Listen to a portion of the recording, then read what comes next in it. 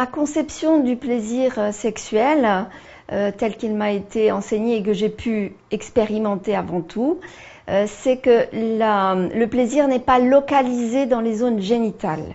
Et c'est les fondements de ces enseignements, c'est que tout notre corps est extatique et orgasmique, et on va donner une direction à ces stimulations et à cette circulation d'énergie qui est associée dans la totalité du corps.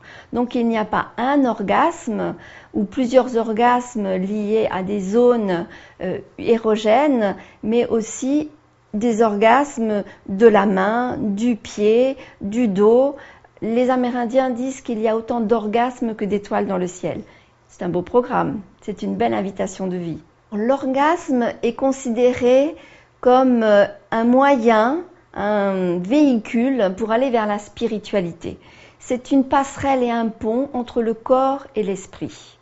Et les pratiques du Tantra ou du Shulaki-Kudushka ou même du Tao nous donnent ce chemin, ce canal, ce passage pour aller vers cette petite mort qui nous met dans un état de détente suprême et peut-être nous permet pour certains de faire des voyages avec une source d'inspiration.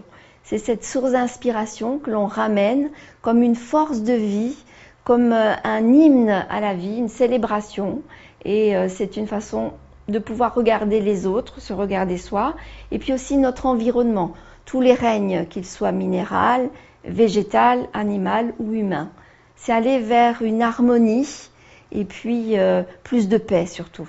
Dans la pratique du Tantra, il y a ce qu'on appelle aussi le plaisir pour soi. Et je suis très heureuse que vous me posiez cette question parce que c'est ce qu'on retrouve également dans les enseignements du Shulaki-Kudushka. C'est-à-dire qu'il y avait des rituels de passage pour les jeunes filles et les jeunes garçons de façon à pouvoir donner une direction à cette énergie sexuelle quand elle se manifestait. Et le plaisir pour soi ou masturbation faisait partie de ces bases-là.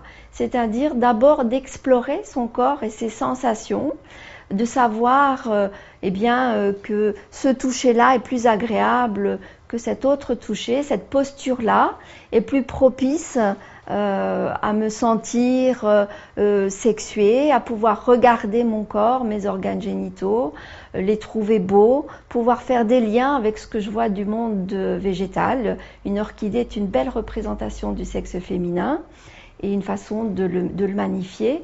Donc le plaisir pour soi fait partie de certaines pratiques tantriques.